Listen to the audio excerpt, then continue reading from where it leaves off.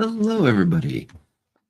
I'm back. Sorry, I missed yesterday. Was having some technical issues with my streaming platform. It was not able to stream to LinkedIn yesterday, so I decided just not to do a stream. But we are back today, and the topic I want to talk about is the employee versus employer dichotomy. Um, Anyone who's been paying attention to the news is aware that Meta has recently announced that they're going to lay off approximately 5% of their staff, the lowest performers. And social media is abuzz with people upset about this, everywhere from the approach to the branding to the how can they do this to the hard times. And everyone's basically attacking Meta and Mark Zuckerberg, everywhere from business attacks to personal attacks, saying he's gone, he's trying to go MAGA, this, that, the other thing. I want to put all that part aside. I want to talk about basically how people need to stop looking at it as an us versus them when it comes to business. And the repeated theme you see over and over is there's the employees and the employers. And in the employers category, frequently bundled into that is upper management, senior management, board of directors, et cetera. They're all categorized together as employers. On the other hand, employees, the rank and file in companies. And one of the things that I see, and I think it's a disturbing trend, is we are seeing a lot more animosity from employee to employer, and a little bit vice versa, but generally instigated by the employees. That there's a level of entitlement that seems to exist now that I don't recall in the past really seeing too much, and I think it's getting worse. And so just want to kind of talk about the issue here. So first, let's use the Meta example. They're going to cut 5% of their employees, the lowest performers. And everyone's going off about how terrible this is, how bad it is, et cetera, et cetera. Well, let's look on the flip side. I just did some really quick back of the napkin math with some Google searches. I typed in how many employees does Meta have?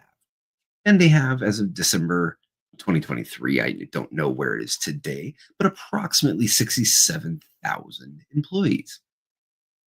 What that means is a 5% reduction is approximately 3,350 employees.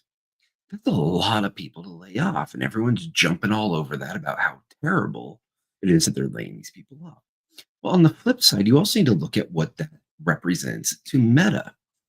So the average salary of a Meta employee, once again, this is just via Google search. And let's see, the AI overview says, according to data from Comparably, the average estimated annual salary at Meta, including base and bonus, is around $140,602. So we'll use 140,000 as kind of our median salary. And there's some other stuff that say the average is around 150, kind of goes back and forth. I'm just going to use 140. When you consider that the average employee costs a company about 150% of their salary due to insurance costs, bonus costs, this cost, all the costs involved in having employees, what that means is that the average employee cost Meta approximately $210,000 a year. And what that means is a 5% reduction in staff translates into a savings of $703,500,000 a year. Why does that matter? Well, on the one hand, everyone's saying, oh, this is so terrible. How can they do this? On the flip side, looking at it from Meta's point of view, if these truly are low performers, they are wasting currently $703 million a year on them. That's not a small number. That is larger than the market cap of most businesses. And so at that level of salary, at that number of employees, that 5% reduction translates into $750 million in savings for the company. And if they are doing it because they're low performing employees, they're effectively currently wasting $750 million. So from a business standpoint, especially a publicly traded company, the company has a legal responsibility to do what is in their shareholders' best interest. And so if you discover that you have $750 million in waste, You actually have a legal responsibility to cut that waste. Now, is it pretty? No, I am not saying it's wonderful and great, yada, yada, yada. I don't like seeing people lose their job. But you need to understand this is a business decision. It's a business decision that is costing the company a fortune. And you see this repeated over and over. When companies move to layoffs, it's not just about maximizing profits, it's about reducing costs because they need to, one, have the money to be able to take care of their company, to grow, to be successful. The more money a company has, the more it can invest and the bigger it can become, the more it can do. And second is the fiduciary duty to your shareholders. That is not an option. Once it was called out that there's, underperforming employees, approximately 5% of them based on the meta example, you have a legal duty to do something about that. Now, the bigger issue that this highlights is employee versus employer. I think employees need to stop always looking at themselves as victims and their employers as perpetrators. I don't think that's helping anyone. And in fact, the more we look at it as employee versus employer or victim perpetrator, well, what that does is it drives people into a victim mentality and they will start looking at themselves as being oppressed by their employer. And when they do that, everything their employer does starts becoming a negative to them. And what you end up having there is low morale. And as morale lowers, obviously, so does work performance. As work performance lowers, so does the value of the employee. You are only worth as much to your employer as your production, as your output. What is a dollar? A dollar is not something you use to go spend. I mean, sure it is, but it means more than that. A dollar is a measure of production. We are not all bakers and carpenters and cobblers, etc. And therefore, we need goods and services from lots of different people, lots of different companies. So therefore, we trade our production to a company for dollars. They give us those dollars, and we can use those dollars as a representation of production, take them as a currency to other companies and purchase their products so we can go buy our bread, buy our food, buy our clothes, buy our houses, because we don't do all those things ourselves. That's the basic structure of the economy, and it's a beautiful thing when it works well. Well, for those dollars to have value, they have to represent production. If you have two employees both making $140,000 a year, but one of them is producing for you to the equivalent of, say, $200,000 a year, that employee is making your business $30,000 profit for the company above what they're being paid. Actually, if we go back to the meta example, let's go with that 210,000 numbers their cost. You have to be making basically $250,000 worth of production for your company for you to be in smart investment. There's no reason for the company to keep you on if you're producing less for them than what their cost for you is. Not only that, if you're not producing more than your costs in value, your dollars are not an accurate representation of your production. And so if you're a low performer, it means one of two things. Either A, you should increase your performance, or B, you shouldn't be working in that position because what you're being paid is costing the company more than your value. Now, I know everyone wants to make it personal. And once again, nobody wants to lose a job. It hurts. But at the same time, you need to understand it from an employer's point of view. And that is, if their employees costs them more money than they make the company, a company will go bankrupt. And then the company no longer exists and everyone's out of a job. So when it comes to this whole employee employer thing, I think we need to have a little empathy, and I might get some heat for this, but I think we need to have a little empathy for the employers as well.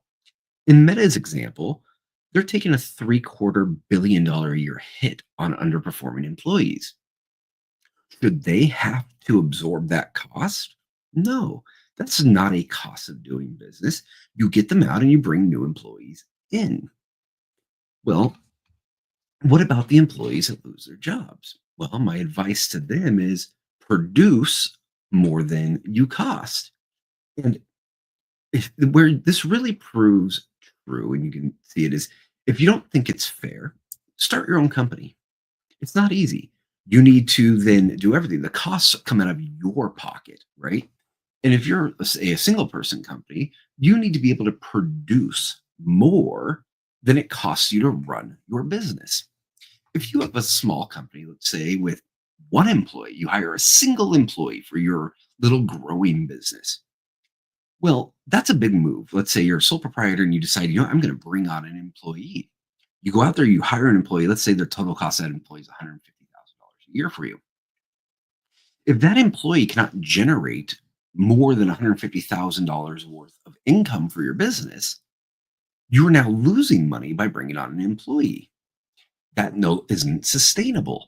In fact, in most small businesses, if your first few employees aren't successful, they'll drive your company to the ground immediately because you're not going to be able to continue to do business because you'll be taking a loss on your employee costs. So then the question becomes, well, whose fault is that? Well, if the employee is enabled to do their job, if they're given the tools and there's the ability to produce at the level that they pay for themselves, if they can't do so, then it was probably something you did wrong in your business. If they can't do so just because their production's low, because they either don't work hard enough, they don't take it seriously enough, they're not doing what needs to be done, no matter what the reason. If they aren't generating more revenue for the company than they are costing the company, they are a liability, not an asset. And you have to cut liabilities. At the end of the day, you need to make more money than you spend as a business. I said in a small company, it's simple. One or two bad employees will tank the company. In a large company, sure, a couple of employees aren't going to tank it. But don't forget, 5% of a workforce in the case of a company like Meta equates to nearly three-quarters of $1 billion a year. That's not a small price tag. And so for employees, one, stop looking at your company as the adversary. Don't forget, they're the one giving you your paycheck. They're the one who are providing you with a job. They are the one putting the roof over your head. If it's so easy and it's not fair, I challenge you, go out and do it yourself. I've tried it a number of times. It's not easy. It's very tough. But at the same time, if you can't produce for your company, you can't expect them to keep you on forever either, because then they're taking the loss and there's no reason for them to do so. Don't forget, employers, they take the risk. They are the ones paying the rent. They are the ones paying the utilities. They are the ones purchasing the computers. They are the ones who have to assume all the risk of running the business. And if a business fails, the employees aren't the ones who get stuck with the bill, the employers do. So don't forget, your employer isn't there for you. You're there for them. They have hired you to produce for them to grow their company. No matter where you work, no matter what the business is, it has to be profitable for the employer to be able to sustain keeping the employees. Now, in the case of Meta, could they swallow a $750 million year per cost and still be profitable? Sure, they could. Should they have to? No, absolutely not. Especially when there are thousands upon thousands of people out there who would love that job, who will produce more than the ones being laid off. So as these, 3,500-ish people get laid off from Meta, also don't forget 3,500 new people are going to fill their shoes, take those jobs, who are going to be excited to be there and probably produce some more.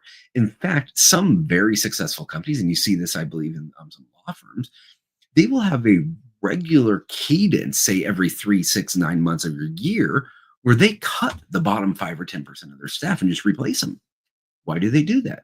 Because they know there's more people who want to take the job. And if you cut the bottom 10% of performers every set time frame, you could bring in new talent and see how they do. And if they perform better, you can actually drive up your overall performance pool, talent pool, however you want to look at it.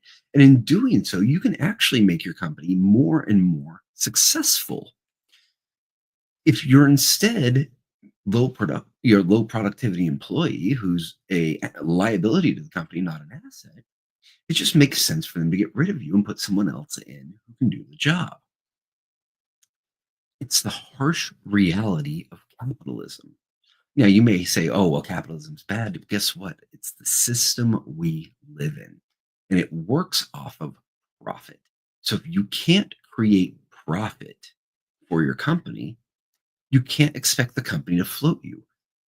My back in junior college, way back when, my chemistry professor, I was terrible at chemistry. I took it with him 3 times and I finally got through, but let's just say it wasn't pretty. But one thing he did say stuck with me, and that was there's no such thing as a free lunch, ladies and gentlemen. It was one of his sayings he brought up repeatedly, usually prior to every test, when letting us know that, our grades were final type thing and you can't argue a better one. But it's something that kind of carried over to my life. You need to understand there's no such thing as a free lunch. When you have a job, you are exchanging your intelligence, your talent, your work, your time to produce for a company to generate revenue for that company. And the company in return is paying you for your productivity, a salary that's been agreed upon. If you aren't producing at a level that covers that salary, don't expect them to keep you, and there's no reason they should. So, and once again, going back to kind of the larger scale thing, the more employees look at it as an us versus them, the more they're going to be upset at everything their employer does. The more morale will go down, the more production will go down, and the more employees are going to get laid off. Instead, I would make the recommendation embrace your employer. Think of yourself as a part of a larger system and one that is running for a purpose. So if you work at Meta, you want to be looking at your role as how can I be a part of making this company more successful, make more money? And if you do so, not only will you find job security, but you'll find job growth and progression as well, because value is recognized in business just as well as liabilities are detected, found out, and removed. Assets are identified, embraced, and promoted. So that's what I wanted to talk about today. I said it's not a topic anyone likes, and this is the side of it no one talks about and no one wants to think about because everyone wants to look at it as the big bad guy versus us. Once again, and go back to the thought of if you had your own company, you're making yourself, say, $150,000 a year in profit. You think you could bring in an employee, you can grow your business, etc. If that employee you bring in, let's say you're paying 100,000 a year in total for them, but if they only generate 75,000 in revenue, you're not making that 150,000 a year anymore. You're now making 125 because you took a hit from the employee. Now, at the same time, that doesn't mean you don't want too fast of a cadence either, because there's ramp up time. You bring in a new person, their production on day one is not going to be the same as their production at 6 months, as 1 year, it's 2 years, etc. But as a business, you need to have a system in place to identify assets versus liabilities when it comes to your employees. And when you identify those liabilities, as hard as it may be, you need to cut them. If it's your own business, you have to do it for your own personal well being. If you're in a publicly traded company, you have a fiduciary responsibility, a legal responsibility to do so for your shareholders. So, once again, if you have any comments on this, I'd love to see them. Please throw them into the comments. Happy to discuss. As in my opinion on this is probably not the most popular one, but just wanted to throw it out there as kind of the flip side of the coin. Don't forget that your employer is the one putting the roof over your heads. Your employer is the one who took the risk on you when they hired you. And at the end of the day, if it turns out that that risk outweighs the rewards they get from it, you can't complain when they decide to cut you. Have a great day. God bless, and I'll talk to you all tomorrow.